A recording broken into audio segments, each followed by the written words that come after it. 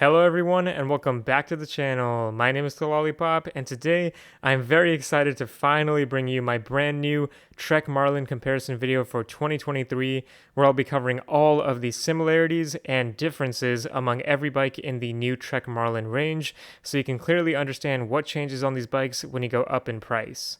Now, I've already made a comparison video on all 5 of the Gen 2 Trek Marlin bikes. I'll link that below, so check that out if you're specifically interested in the Gen 2 bikes that were released in 2022.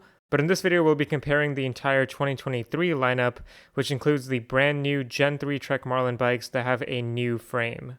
And hey, if you're new to the channel, welcome. Thank you for watching. I make comparison videos on tons of bicycles, so if you do enjoy the video, please consider liking it down below and subscribing to my channel to see more. I'll also add links to the Trek Marlins down below if you are interested in seeing the bikes on Trek's website.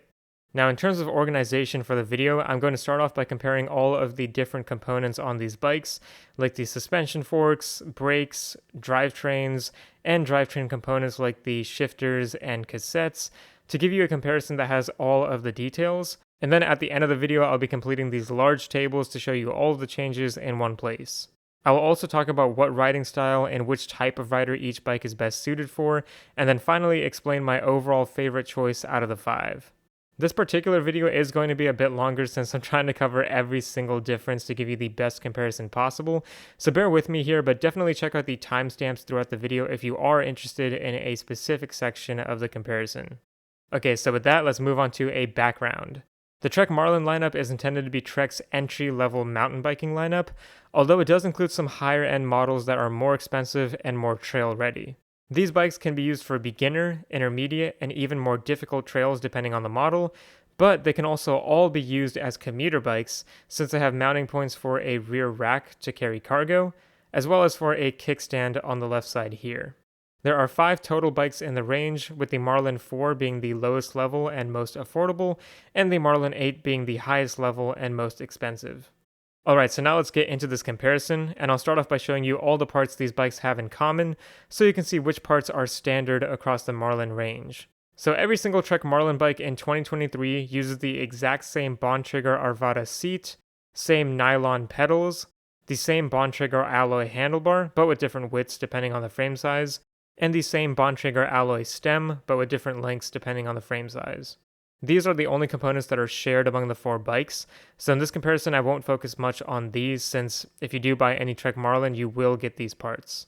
The front and rear wheel hubs are also very similar with most of the bikes using the same hubs, but I'll quickly mention that the lowest end Marlin 4 does use a freewheel compatible hub instead of a cassette compatible rear hub, which essentially just means you won't be able to upgrade the drivetrain on the Marlin 4 as easily. Alright, but that's it for these similarities. Now let's move on to the differences, starting with the price. So these prices are subject to change, but they are correct at the time of me making this video.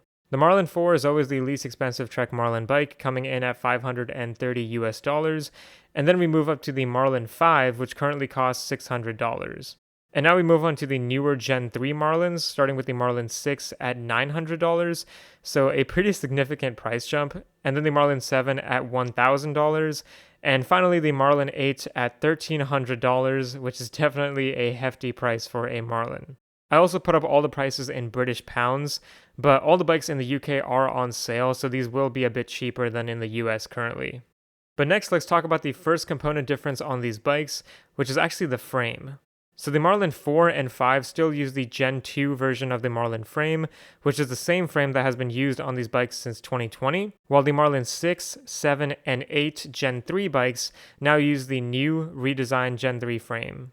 I'll put up the geometry measurements of the Gen 2 and Gen 3 frames on the screen right now, so you can kind of pause and see all of those if you are interested, but I made this table here to highlight the main differences.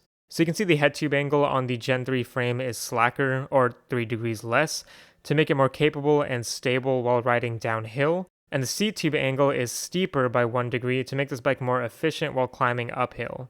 Besides the measurements, we do have some other notable differences, and I covered all of these in more depth in my 2023 Trek Marlin 6 video, which I'll link to the top right of the screen right now, as well as in the description below. So check that out if you want all of the details, but the gist is that the Gen 3 frame uses a through skew axle in the rear, which essentially just makes it easier to line up the rear wheel in the frame, and it has a removable lever for better security. It also has a nicer chainstay protector to better protect your paint and decrease chain noise, foam padding for the internal cable routing to keep that noise down as well, and also has the option to route a dropper post internally, but I'll get to that later. So far the new Gen 3 frame seems like a complete upgrade and has better features, but a reason to choose the Gen 2 frame would be that it is about 1 to 2 pounds lighter in weight, and it's designed more for cross-country riding to be a bit more efficient and faster on lighter trails and on the road, as opposed to more capable on rougher trails. And in terms of sizes, I made another table to show you which sizes each of these bikes are offered in, so that is something to note if you are shorter or taller and considering a certain model. Smaller sizes will use smaller wheels as well, and certain smaller frames will also have a curved top tube to make it easier for shorter riders to get on and off of the bike.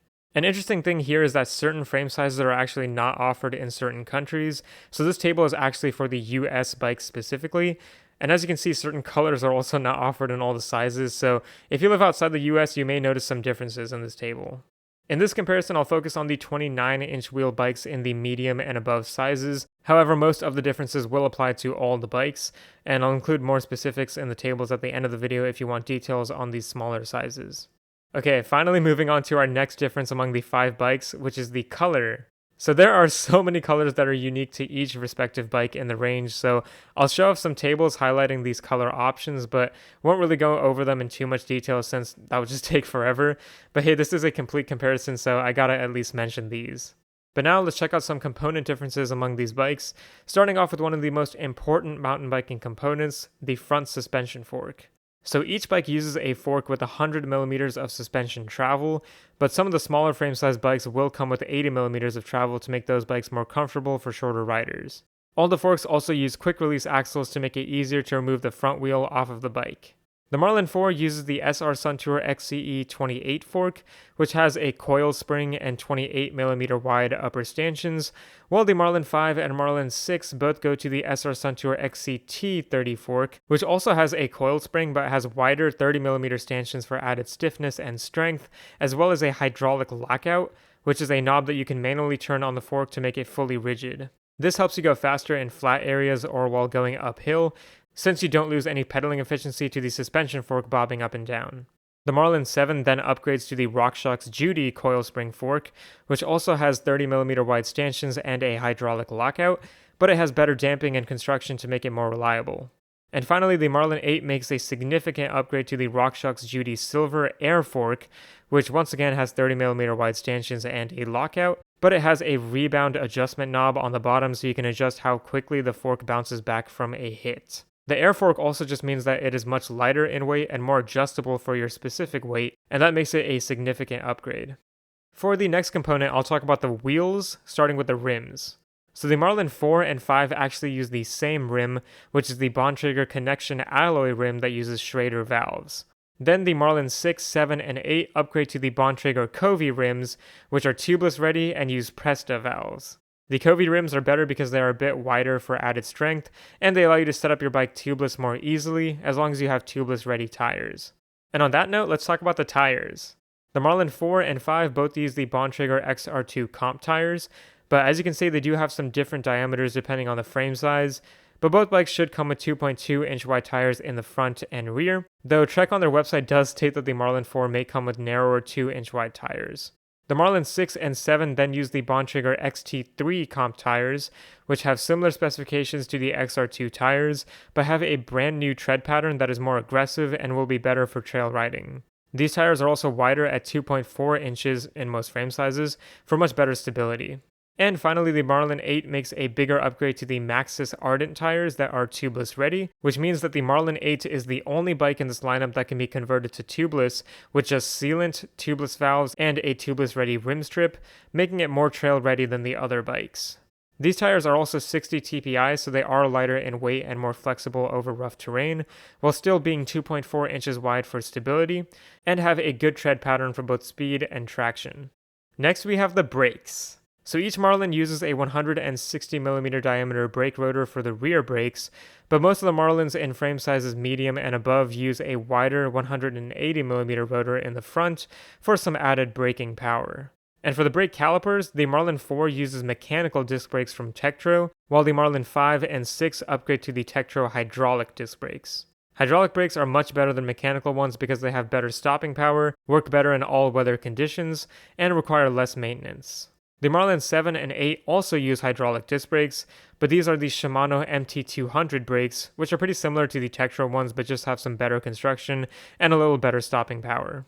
And next, let's cover the seat posts. So every bike in the range besides the Marlin 8 uses a fixed Bontrager alloy seat post, which is nothing special, but the Marlin 8 does have a significant upgrade here to a Trans X dropper post, which has varying amounts of travel depending on the frame size. And for those of you that don't know, a dropper post is a type of seat post that can move up and down via a lever on the handlebar, allowing you to get lower on your bike while trail riding for better balance and stability, so it helps you safely ride tougher trails. But now we'll talk about a smaller component, which are the grips. So the Marlin 4, 5, and 6 all use the Bontrager XR Endurance comp grips, which are ergonomic and have an area for your palm to rest on, while the 7 and 8 go to the XR Trail comp grips, which are fully cylindrical for better control while trail riding. Okay, finally we have the last component difference among the 5 bikes, which is the drivetrain. I'll start off with an overview on all the drivetrains, and then dive into each component and really highlight those differences. But before I begin, I do want to mention that all of the drivetrains are actually identical to the drivetrains from the 2022 Gen 2 lineup of bikes, so if you watch my previous Marlin comparison video, this part is going to be the same. So the Marlin 4 uses a mainly Shimano tourney drivetrain with 3 gears in the front and 7 in the back for a total of 21 different speeds. The tourney is Shimano's lowest end group set for drivetrains, but it can work for commuting and light trail riding. Then the Marlin 5 upgrades to the Shimano Altis 2x8 drivetrain, so 2 gears in the front and 8 in the back for a total of 16 speeds. This group set is one step above the tourney, but is noticeably smoother and quicker. Also, having less gears means less maintenance and less problems with the gears in general, so that is definitely preferred. Next, the Marlin 6 and 7 now both have the same 1x10 drivetrain, which is the Shimano Derailleurs. Now this is several steps above the Altis, so it is much faster, smoother, more reliable, and less prone to malfunctioning. And then finally we have the Marlin 8, which has the entry-level drivetrain from SRAM's mountain biking lineup, which is the SRAM SX Eagle 1x12. But now let's get into the drivetrain components, starting with the shifters. So the Marlin 4 uses Shimano Altis shifters, but they have a one-piece shifter and brake lever design. The Marlin 5 upgrades to the Shimano Altis M315 shifters, which are not connected to the brake levers, which makes them easier to replace and smaller to take up less space on the handlebar. They also respond better to shifts and are a bit quicker. Then the Marlin 6 and 7 both use the Shimano Derailleurs M4100 shifters, which are more ergonomic and have better construction quality for quicker shifting. All of these Shimano shifters have the ability to shift up to 3 gears at a time when going to an easier gear for pedaling, so you can get up hills even if you did not see them coming quick enough to shift early on. Then the Marlin 8 goes to the SRAM SX Eagle shifter, which has a different feel since it is SRAM instead of Shimano, but the main difference is that the SRAM shifter allows you to shift up to 5 gears at a time when going to an easier gear, making it even better for going uphill. Next, we can go over the front derailleurs, which move the chain onto a different gear in the front crankset. This will be pretty quick because the Marlin 6, 7, and 8 do not have front derailleurs, as they only have one gear in the front, but the Marlin 4 uses the Shimano tourney front derailleur, while the Marlin 5 upgrades to the Shimano Altis derailleur, which is much smoother and quicker. Then for the rear derailleurs that move the chain across the cassette, the Marlin 4 also uses a Shimano tourney, while the Marlin 5 of course goes to the Altis, which is once again more reliable because of the better construction, allowing it to also be slightly quicker and smoother. The Marlin 6 and 7 make a big upgrade to the Shimano Derailleurs M5120 rear derailleur, which is much faster and has a clutch mechanism that adds tension onto the chain to prevent chain noise and malfunction. And finally, the Marlin 8 uses the SRAM SX Eagle rear derailleur, which honestly has been known to be problematic since it is the lowest end derailleur that SRAM Eagle offers. However, if it is set up correctly, it works very well, but it is just more fragile than the Shimano Derailleurs. And this one does have a clutch as well. And now we can move on to the gears, starting with the front cranksets. So of course the Marlin 4 has 3 chainrings on the front crankset for the 3 gears, and it is a Shimano tourney level crank with 42 teeth on the largest gear, 34 teeth in the middle, and 24 on the smallest. Then the Shimano Altis uses a 2 chainring crankset with 36 teeth on the larger ring and 22 on the smaller. Now the Marlin 6 and 7 actually use a different crankset, which is a Pro Wheel 30 tooth on the 6 and an FSA 28 tooth on the 7. And the Marlin 8 uses a 30 tooth SX Eagle crankset. I'll talk more about what all of these gears really mean on the trail after I cover the cassettes now. So the Marlin 4 in the rear actually uses a freewheel with 14 teeth on the smallest cog and 28 teeth on the largest cog, while all the other bikes use cassettes. Freewheels are just cheaper to manufacture because of their lower quality parts and typically have a narrower gear range than cassettes. The Marlin 5 uses a Shimano 12 to 32 tooth cassette, which has 2 less teeth on the smallest cog and 4 more teeth on the largest cog. Having less teeth on the smallest cog means you will have a harder gear for going faster, while having more teeth on the largest cog means you will have an easier gear for pedaling uphill. Then the 6 and 7 both use an 11 to 46 tooth Shimano Dior cassette, so a much wider range, which is necessary because you only have one gear in the front now. And then finally the Marlin 8 has the widest 11 to 50 tooth cassette. So pairing each of these cassettes with their respective cranksets, we actually see that the Marlin 8 has the easiest gear for pedaling uphill, with the Marlin 7 coming in as a close second, but the Marlin 4 and 5 have the hardest gears for pedaling faster. However, the added benefit of removing the front derailleur on the higher end Marlins, in my opinion, makes up for losing out on the highest end speeds, and especially on the trail while mountain biking, you typically do not need those very high end speeds. And now that we've covered all of the drivetrains, we have to discuss the weight differences in each of these bikes, and Trek does provide an average weight for each bike, although the actual weight of your bike could be a little more or a little less. All of these are weighed in a size medium with inner tubes installed, so the Marlin 4 weighs 31.75 pounds, while the Marlin 5 weighs almost the same at 30.81 pounds, but the Marlin 6 weighs more at 32.63 pounds. The Marlin 7 then cuts it down a little bit to 32.19 pounds, and lastly the Marlin 8 goes down a bit more to 31.51 pounds. And that's the entire comparison of the 2023 Trek Marlin lineup. I know this was a long one, but I hope this video helped you learn about all of the differences. Here's the first completed table. I'll show the others soon, but for now I'll talk about which bike is the best for a certain purpose. So in my opinion, the Marlin 4 is perfect as a commuter-only bike or as a bike you want to take on gravel pads or on rougher roads or anything like that. If you're on a budget, it's also going to be fine for mountain biking, but it will be less reliable and less stable than any of the other Marlins. The Marlin 5, in my opinion, is the best all-around bike for commuting, for trail riding, and for whatever else because it has that remote lockout for efficiency. It has a good, reliable drivetrain that does not have too many speeds to complicate things on the trail, but still enough speeds for riding on the road at a good pace. And on top of that, it's only $70 more than the Marlin 4 for some significant upgrades, so if you're in between those bikes, I'd go for the Marlin 5.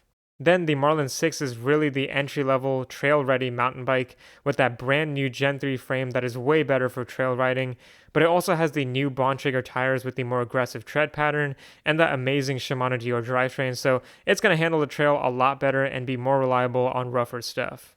The Marlin 7 is then for people who want a bit more. It still has that great 1x10 drivetrain, but then upgrades the fork and the brakes a bit to make it more trail-oriented, and it also has tubeless-ready rims so you can just get new tires and seal it and all that and have a pretty solid trail bike that can handle most trails. And finally, the Marlin 8 is the top of the line. It's the most expensive, but it has a 1x12 drivetrain, which is perfect for mountain biking, great tires and rims which you can set up tubeless and really have a bike that does not need to be upgraded.